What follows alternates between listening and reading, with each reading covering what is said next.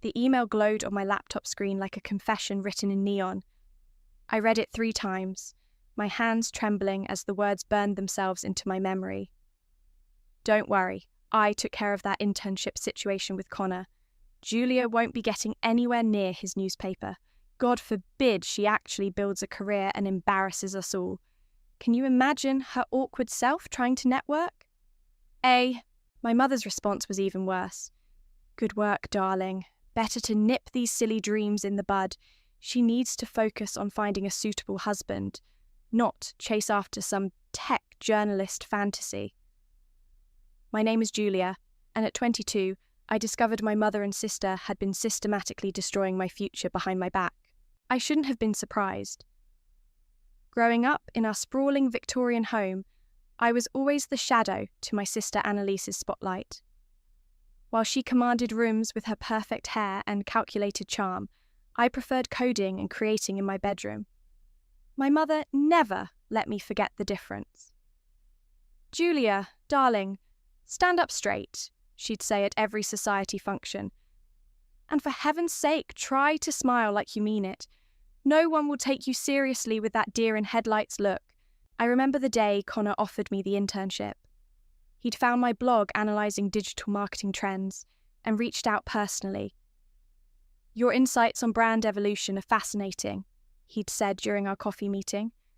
We need fresh perspectives like yours at the paper. I'd floated home on clouds that day, only to receive his rejection email a week later. Unfortunately, the position has been filled. Best of luck in your future endeavours. Now, I knew why. Julia? Annalise's voice rang through the house. Mother wants you downstairs for tea. I quickly closed the laptop and wiped my eyes. In our family's twisted hierarchy, tears were considered a sign of weakness. The sitting room was a shrine to appearances. Crystal glasses caught the afternoon light, while Mother arranged petit fours on Royal Doulton china. There you are, Mother said, not looking up. We were just discussing the Henderson's daughter, 23 and already engaged to a venture capitalist. How nice for her, I managed, my voice steady despite the rage burning in my chest. Annalise smirked from her perch on the antique love seat. You should let me set you up, Julia. That tech blog of yours isn't exactly husband material. Actually, I said, reaching for a teacup, I've been thinking about my future. Mother's eyebrows arched. Oh? I'm moving out next month. I've found a job in digital marketing. Entry level, I assume. Annalise's tone dripped with false concern. Everyone starts somewhere. I sipped my tea, picturing the small apartment I'd already leased across town. I might surprise you. Mother set down her cup with a sharp clink. Julia, be reasonable. You're not built for the corporate world. You're too sensitive. Awkward, Annalise added helpfully. She means you're awkward. I stood up, something inside me finally snapping. Thank you, both, for making your opinions so clear. All these years I thought I was the problem. Now I understand perfectly. Don't be dramatic, Mother sighed. We only want what's best for you. No, I said quietly. You want what's easiest for you. I walked out of that room with my spine straight and my head high. They didn't follow me. They never did. In my bedroom, I opened my laptop again and created a new email account. Then, I started researching shell companies and digital privacy laws. If they wanted to play puppet master with my life, fine. But from now on, I'd be the one pulling the strings. I wrote my resignation letter to the boutique where I'd been working part-time. Then, I drafted an email to a reclusive tech investor I'd been corresponding with through my blog. Dear William, I typed, I am ready to discuss that business proposal, but I have one condition. Absolute anonymity. My phone buzzed with a text from Annalise. Mother's upset. Stop being difficult. I deleted it without responding. They thought I was too plain to succeed, too awkward to matter, too weak to fight back. They'd written me off as a supporting character in their glamorous narrative. But they forgot one thing. The quiet ones see everything. and I'd been watching, learning, and planning for longer than they knew. I opened a new document and typed 2 words at the top: Project Quinn. Let them think they'd won. Let them believe their perfect little world was secure. I had time. I had motivation. And now, thanks to their carelessly open laptop, I had proof. Sometimes, the best revenge isn't served cold. Sometimes it's served with a smile, a business plan, and an empire built in silence. My first apartment was a shoebox with aspirations. The kind of place where you could cook dinner, watch TV, and do laundry without leaving your bed, because everything was within arm's reach. But it was mine, and more importantly, it was far from my family's suffocating influence. "You're sure about this?" William asked during our first in-person meeting. We sat in a quiet corner of a downtown cafe, his intense eyes studying me over rimless glasses.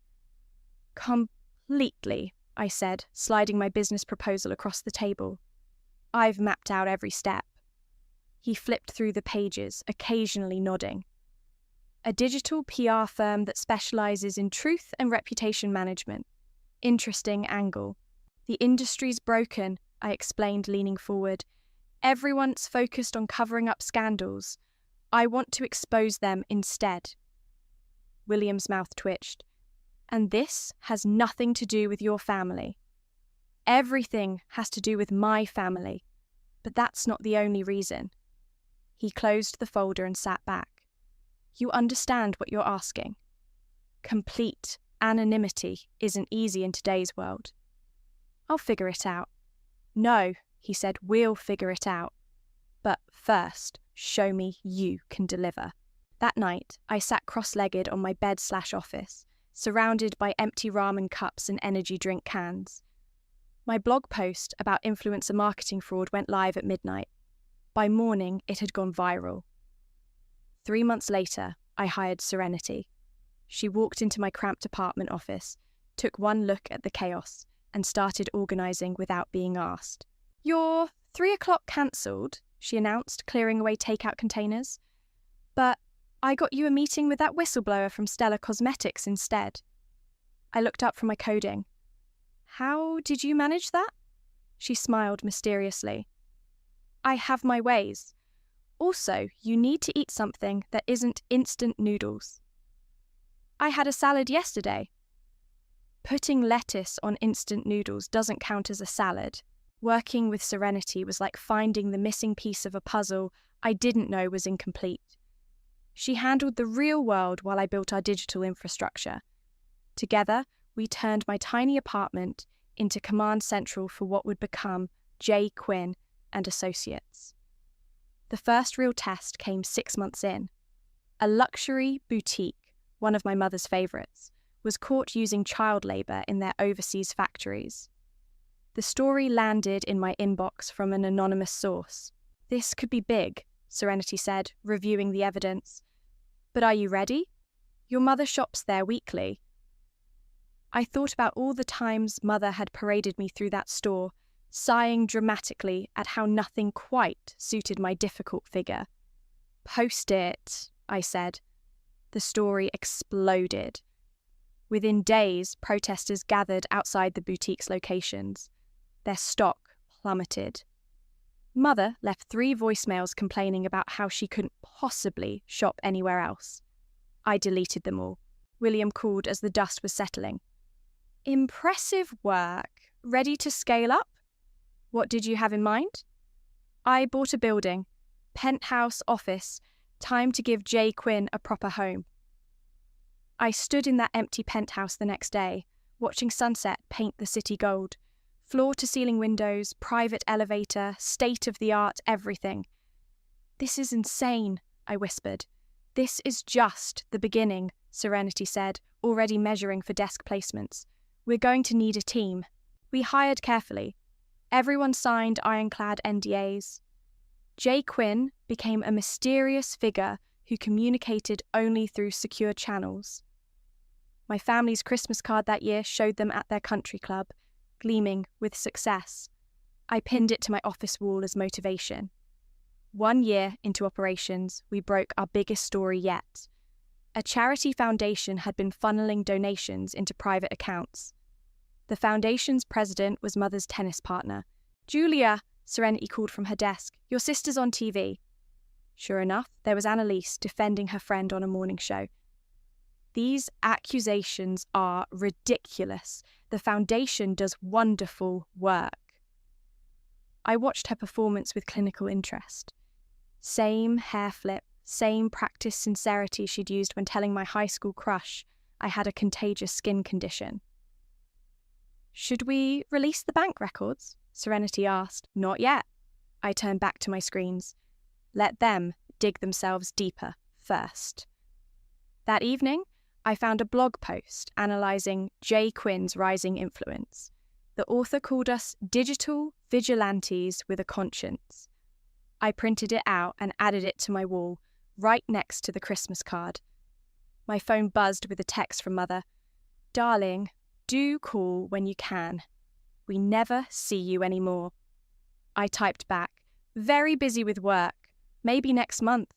Let them think I was still their awkward daughter working some insignificant job. Let them keep underestimating me. The higher they built their glass houses, the further they had to fall. And I was just getting started. "The Nichols Foundation for Arts and Culture," I read aloud, staring at the glossy brochure Serenity had dropped on my desk. "Seriously? Launched last week," Serenity confirmed. "Your mother's the chairwoman. Annalise is executive director. They're calling it a new paradigm in charitable giving." I laughed without humour. More like a new paradigm in tax evasion. The foundation was exactly the kind of vanity project my family excelled at. All glamour, zero substance. Their first fundraising gala made the society pages, with Mother and Annalise beaming from behind a giant novelty check. "Should we look into it?" Serenity asked, already knowing my answer. "Start digging." But quietly. We didn't have to dig far. The foundation's financial records were a masterclass in creative accounting. Money flowed in from wealthy donors, then disappeared into a maze of shell companies and offshore accounts. "Look at this," Serenity said one evening, pointing to her screen. "They're claiming to fund art programs in underprivileged schools, but none of these schools exist." I leaned closer. "And the addresses. All led to empty lots or abandoned buildings." Perfect. But we needed more. The breakthrough came from an unexpected source. One of Annalise's junior assistants reached out through our anonymous tip line. She'd been ordered to shred some documents, but kept copies. "Your sister's been forging donor signatures," Serenity reported, "using their names to authorise transfers without consent." I sat back in my chair, fingers steepled. "Start preparing the exposé. But first, let's rattle their cage a little." Over the next few weeks, we orchestrated a subtle campaign of digital whispers, anonymous comments on charity watchdog sites, pointed questions from small-time bloggers. Nothing direct, just enough to make them nervous. It worked. "Julia," Annalise's voice crackled through my phone one afternoon. "You still work in marketing or whatever, right? We need some PR help." "Oh," I kept my voice neutral. "What's wrong?" "Nothing's wrong," she snapped. "We're just seeing some negative attention online. It's probably jealous competitors." "Have you tried reaching out to Jay Quinn? I hear they're the best in crisis management." Annalise scoffed. "Please, that mysterious PR firm? Mother says they're probably just angry feminists with too many cats." I glanced at the industry awards lining my office walls. Maybe. But they get results. Whatever. Just tell me how to make these rumours go away. "Sorry, sis. Crisis management isn't really my area." After hanging up, I turned to Serenity. "Release the first wave." The next morning, major news outlets ran stories questioning the foundation's spending. By afternoon, their biggest donors were demanding audits. Mother appeared on a morning show, her perfect composure cracking slightly under tough questions. "This is a witch hunt," she declared, her smile brittle. "Our foundation's integrity is beyond reproach." I watched the interview in my office, remembering all the times she'd used that same dismissive tone with me. "Release the bank records," I told Serenity. The effect was immediate. Social media exploded. The foundation's phones rang off the hook. Annalise's husband, a senior partner at a prestigious law firm, publicly distanced himself from the scandal. "Julia," Mother's voice message was frantic. "These horrible stories. You must help us reach out to media contacts. Family stands together in crisis." I deleted the message and opened my laptop to type a press release from J. Quinn & Associates. "Our firm has been engaged to investigate allegations of financial misconduct at the Nichols Foundation. Initial findings suggest systematic fraud at the highest levels. Full report forthcoming." Serenity read it over my shoulder. "That's going to destroy them." "No," I said quietly. "That's going to make them desperate. And desperate people make mistakes." Sure enough, within hours, Annalise attempted to transfer a large sum from the foundation's accounts to a private offshore bank. We tracked every keystroke. "Should we stop the transfer?" Serenity asked. "Let it go through. Let them think they have an escape route." I stood at my office window, watching the city lights flicker on as dusk settled. Somewhere across town, my mother and sister were probably huddled in their perfect living room, watching their perfect world crumble. My phone buzzed with another message from Mother. "Darling, please, we need you." For the first time in years, that was actually true. They needed me desperately. They just didn't know it was me they were running from. "Serenity," I called. "Schedule a press conference for tomorrow morning. It's time for J. Quinn to make a public statement." The trap was set. All I had to do was wait for them to walk right into it. The press conference was a bloodbath. I watched it unfold on multiple screens in my office, each showing a different news channel's coverage. Mother sat at the foundation's mahogany desk, her usual poise crumbling under the barrage of questions. "Mrs. Nichols, can you explain why donor funds were redirected to personal accounts? Is it true your daughter Annalise forged signatures? What do you say to the schools that were promised funding?" Mother's hand trembled as she reached for her water glass. "These accusations are... There's been a misunderstanding." Annalise burst into the room, ignoring her mother's warning glance. "This is ridiculous. We're victims of a coordinated attack. J. Quinn is nothing but a digital terrorist." I smiled and pressed a button on my intercom. "Serenity, release the email archives." Within minutes, my sister's words came back to haunt her. Hundreds of emails appeared online, showing her explicit instructions to staff about hiding transactions and falsifying documents. "Your husband's office just called," Serenity announced, walking in with a tablet. "He's filing for divorce and freezing their joint accounts." On screen, Annalise's phone must have buzzed with the news. I watched her perfect facade crack as she read the message. She stumbled backward, nearly falling before a staff member caught her arm. "Ms. Nichols," reporters shouted, "any comment on your husband's divorce filing?" Mother grabbed Annalise and practically dragged her from the podium. The cameras followed their retreat, capturing every stumble, every crack in their designer armour. I switched to social media feeds. Nichols' scandal was trending nationwide. Their society friends were jumping ship faster than rats from a burning yacht. "Remember when Annalise told everyone I had an eating disorder in high school?" I asked Serenity. "Just because I wouldn't let her copy my math homework." "Karma's finally catching up." My phone lit up with a text from William. "Watching the show. You okay?" I typed back, "Never better." That was a lie. Truth was, I felt hollow, empty. Like I'd been running on revenge for so long I'd forgotten what came after. The society blogs were having a field day. Photos surfaced of Annalise being turned away from her favourite restaurants. Mother's country club membership was under review. Their carefully curated world was imploding. "Julia?" Serenity's voice was gentle. "There's something you should see." She pulled up an old video on her tablet. It was me at 16, giving a presentation at a school business competition. I was talking about digital marketing, my eyes bright with passion. In the background, Mother and Annalise were clearly visible, whispering and laughing. I remembered that day. I'd won first place, but they'd left before the announcement. Mother said they had a hair appointment. "You were amazing," Serenity said. "Even then." "I was invisible," I corrected her, "until now." My phone buzzed again. Another desperate voicemail from Mother. I played it on speaker. "Julia, darling, please. Everything's falling apart. These horrible J. Quinn people, they're destroying us.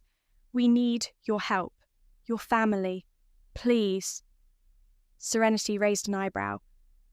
"Are you going to help them?"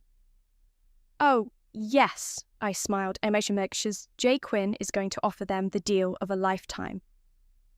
I drafted the email myself, making sure every word was perfect. "Dear Mrs. Nichols, given the severity of your situation, J. Quinn and Associates would be willing to consider taking your case. Our services don't come cheap, but we guarantee results. If interested, please come to our offices tomorrow at 2 p.m. Both you and your daughter must attend personally. Regards, J. Quinn." "They'll come," Serenity said confidently. "Of course they will. They don't have any other options." I walked to my private bathroom and stared in the mirror. The awkward girl they'd dismissed was gone. In her place stood someone else. Someone stronger, colder, more powerful than they could have imagined. My phone chimed with their reply. "We'll be there." I thought about all the times they'd made me feel small, the opportunities they'd stolen, the lies they'd told. Tomorrow they'd learn the truth. Tomorrow they'd finally see me. "Serenity," I called out, "cancel all appointments for tomorrow afternoon and have my black Armani suit pressed." "The one with the red bottom heels?" "Exactly." I smiled at my reflection. If we're going to destroy what's left of their world, we might as well look fabulous doing it. The sun was setting over the city, painting my office in shades of gold and shadow. In less than 24 hours, I would face my mother and sister as J. Quinn. The thought should have terrified me. Instead, I felt nothing but ice-cold clarity. They wanted to meet the mysterious J. Quinn. Fine.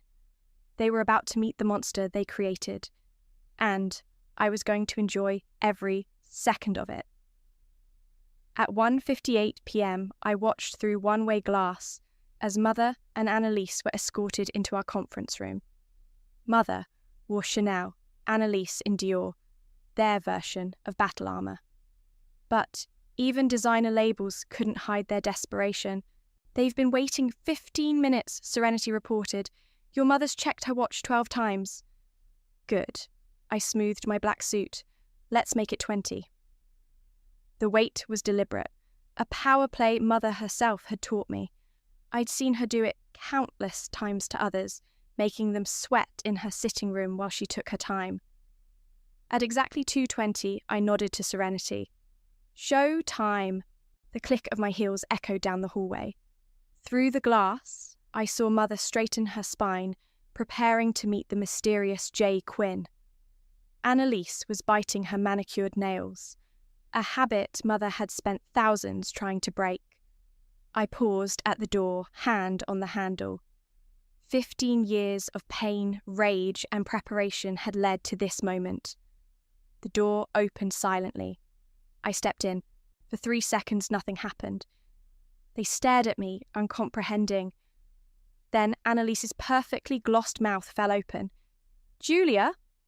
Mother's face went through a remarkable series of expressions. Confusion, disbelief, horror, and finally, understanding. "No," she whispered. "Yes." I sat at the head of the table, enjoying how they flinched at the simple word. Surprised? This is impossible, Annalise sputtered. You work in marketing, some little job. Correction, I smiled. I own the most powerful PR firm in the country, the one currently destroying your lives. Mother's hand clutched her pearl necklace. All this time, it was you.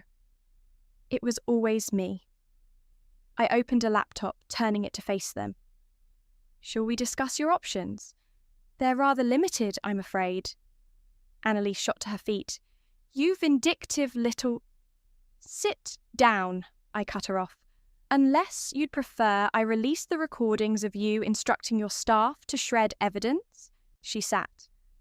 Now then, I continued, J. Quinn and Associates can make your problems disappear. We can spin the story, suppress the evidence, even rehabilitate your reputations. Eventually. What's the catch? Mother's voice was barely audible. Simple. I want a confession. Public, detailed, and complete. Confession of what?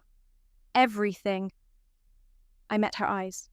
Every scheme, every sabotage, every time you deliberately hurt me. Starting with how you destroyed my internship with Connor. Annalise laughed hysterically. You're insane. We're not doing that. I shrugged and reached for my phone. Then I guess you won't mind if I send these photos of your offshore accounts to the FBI. Wait! Mother grabbed Annalise's arm. We need time to think.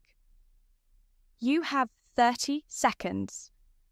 Julia, darling, Mother tried her soothing voice, the one she used to use before delivering particularly cruel comments. We're family. Surely we can discuss this reasonably. 20 seconds. I'll pay you, Annalise blurted. Whatever you want. Name your price. 10 seconds. Mother broke first. Fine. We'll do it. Just, please. I pressed a button on my intercom. Serenity, bring in the contracts. My assistant entered with documents and a camera crew. Mother's face went pale. You're recording this? Consider it insurance. I slid the papers across the table. Sign here, and here, initial, there. Their hands shook as they signed away their last shred of dignity. I watched without pity, remembering all the times they'd made me sign away my own dreams. The press conference is scheduled for tomorrow, I informed them. You'll read exactly what's on these cards. Word for word. Any deviation, any attempt to minimize or excuse your actions, and the deal's off. You're enjoying this, Annalise accused. Actually, no. I stood up. I stopped enjoying anything about you years ago. This isn't pleasure, Annalise. This is justice. Mother started to cry, perfectly silent tears that wouldn't ruin her makeup. Where did we go so wrong with you? That's the thing, Mother. You didn't go wrong with me. I went right despite you. I walked to the door, then turned back. Oh, and one more thing. The designer bags. They're fake, just like everything else about you. Serenity fell into step beside me as I left them there, surrounded by cameras and contracts. That was intense, she said quietly. It's not over yet. I checked my watch. They have 12 hours to prepare their confessions. Want to bet on who breaks first? My money's on Annalise. I smiled, but it felt hollow. Tomorrow they would face the world and admit what they'd done. Tomorrow everyone would know the truth. So why didn't I feel more triumphant? Let's go through this one more time, I said, pacing the conference room the next morning. Mother, you'll start with the Connor incident. Mother clutched her prepared statement, knuckles white. Must we be so specific? Every detail.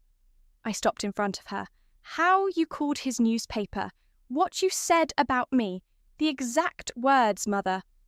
She swallowed hard. I told him Julia was unstable, that she had a history of inappropriate attachments to male authority figures. And and that her blog posts showed signs of plagiarism.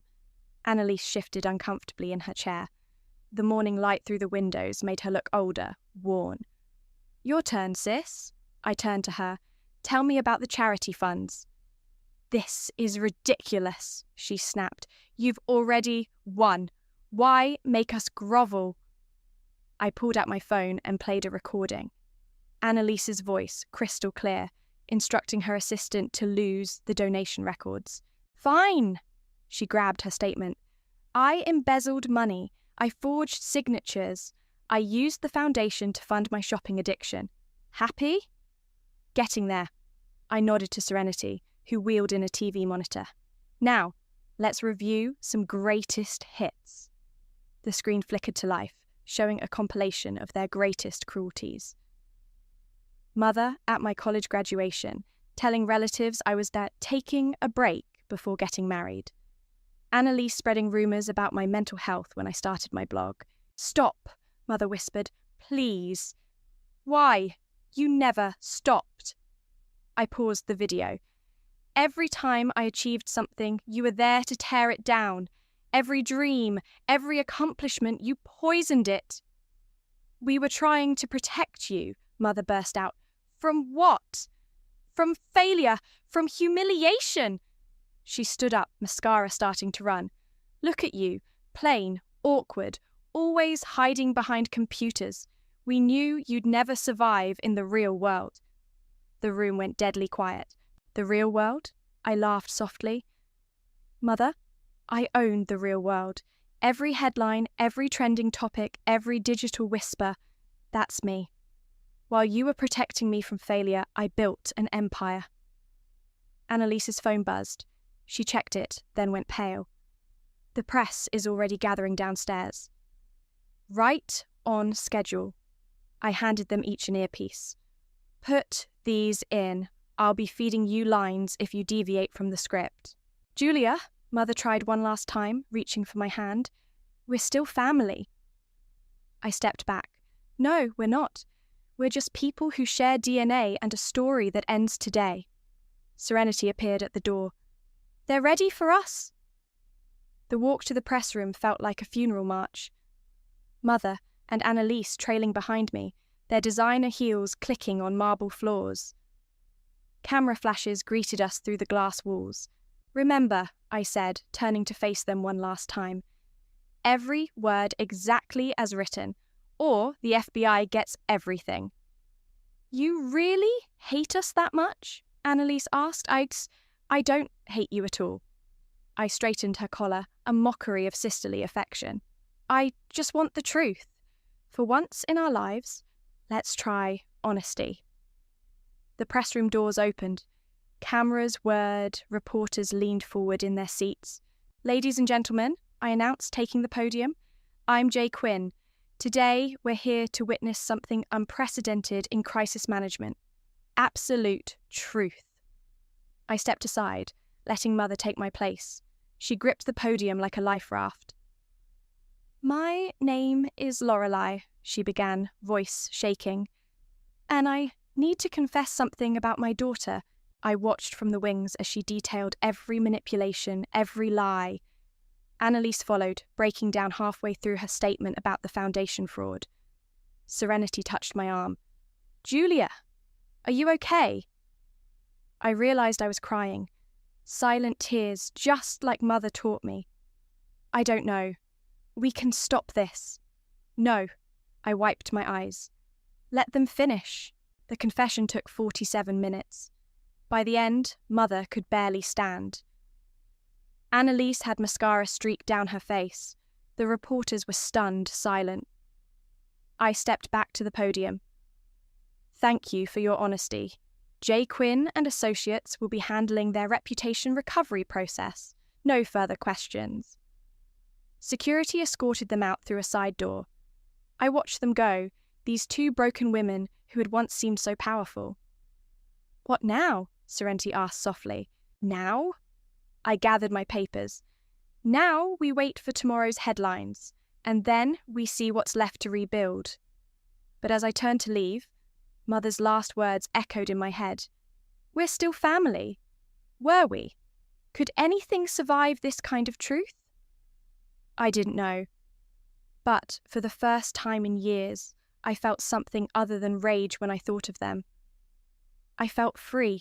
The headlines were nuclear. Every major news outlet, every social media platform, every morning show exploded with the story. Not just about the foundation scandal anymore. Now it was about me. Digital queen Jay Quinn reveals identity in shocking family showdown. PR mogul orchestrates own family's downfall. From forgotten daughter to tech empire, the Julia Quinn story. Your phone's been ringing non-stop, Serenity said, walking into my office with a stack of newspapers. CNN, Forbes, Times, they all want interviews. I was staring at my laptop, reading comments on the live stream recording. Millions of views already. People are calling you a hero, Serenity continued, especially women who've been dismissed by their families. A notification popped up on my screen. An email from Connor, the journalist whose internship I'd lost years ago. Julia, I owe you an apology. I should have seen through their lies. What you've built is extraordinary. Would love to grab coffee sometime. Connor. Delete it, I told Serenity. Are you sure? He could be a powerful ally. Delete it. I'm done with the past. My office door burst open. William strode in, looking more animated than I'd ever seen him. Have you seen the stock price? He waved his tablet. We're up 300% since yesterday. Every major corporation wants Jay Quinn handling their PR now. Because they're afraid of us, I said. Exactly, he grinned.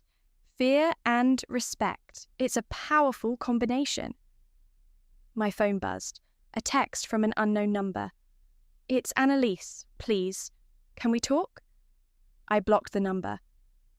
Your mother's been trying to reach you through the company line, Serenity said quietly. What does she want? She's checking into a private hospital. Exhaustion, they're saying. She wants to see you. I walked to my window, looking out at the city. Somewhere out there, my family was imploding. Mother in a hospital bed, Annalise probably booking a flight to some distant country. Ms. Quinn? Our head of security appeared at the door. There's a situation in the lobby. Your sister's here. I turned sharply. What? Security footage showed Annalise sitting in our lobby, still wearing yesterday's clothes, makeup smeared. She's been there for hours, the security head said, refuses to leave. Julia, Serenity touched my arm. Maybe you should... Fine. I straightened my jacket. Have her brought up. Minutes later, Annalise stumbled into my office. She looked nothing like the polished socialite who tormented me for years. You won, she said hoarsely. You destroyed us. Happy now? Are you drunk? Does it matter? She laughed bitterly. My husband's gone. My friends won't take my calls. Mother's having a breakdown. And you're the queen of everything. What do you want, Annalise? Want? She stepped closer. I want my life back. I want to understand how my awkward little sister turned into this. I met her gaze steadily. You made me this. You and Mother. Every time you pushed me down, I built something stronger. We were wrong, she whispered. About everything. You were never the weak one. No, I agreed. I wasn't. She reached into her purse, hands shaking, and pulled out an old photograph. Us as children, before everything went wrong. Before they decided I wasn't good enough. Remember this day? She asked. At the beach house. You were teaching me how to build sandcastles. I remembered. It was before Mother enrolled Annalise in modelling classes, before the constant competition began. That's ancient history. Is it? She placed the photo on my desk, because I keep thinking, maybe if we'd stayed those girls, building things together instead of tearing each other down. Stop. My voice cracked. Just stop. Julia, security will escort you out. I pressed my intercom. Goodbye, Annalise. She stood there, clutching her designer bag like a shield. You know what's funny? You finally became everything Mother wanted. Powerful, feared, perfect. The words hit like a slap. Because she was right. In destroying them, I'd become exactly what they'd always valued. Style over substance, power over love.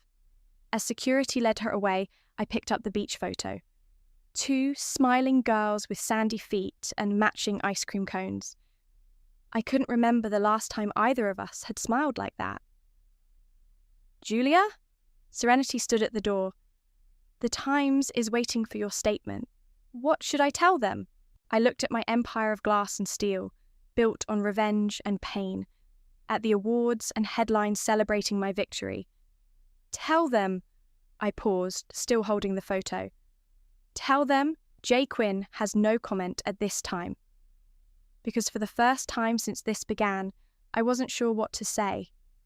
Their old family estate loomed before me, its Victorian grandeur faded under foreclosure signs. I hadn't planned to come here, but after Annalise's visit, something pulled me back. My key still worked. The front door creaked open, releasing the musty scent of abandoned wealth. Sheets covered the furniture like ghosts of privilege past. I thought I'd find you here. I spun around. Mother stood in the doorway, looking smaller without her usual armour of designer clothes and perfect makeup. How did you get out of the hospital? She stepped inside. I checked myself out. Some things are more important than rest. We stood in awkward silence, surrounded by the remnants of our fractured family. I saw your interview, she said finally, the one where you declined to press charges. It wasn't mercy, I replied.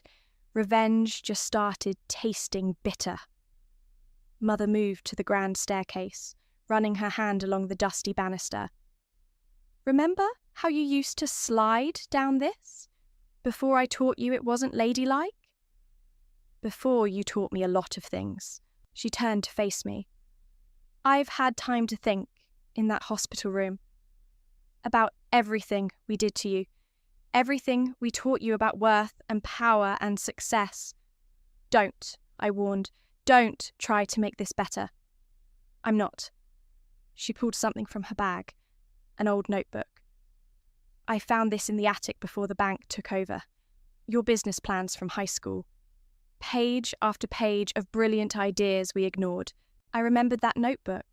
Hours spent dreaming up marketing strategies, digital platforms, innovations that would later become Jay Quinn and Associates.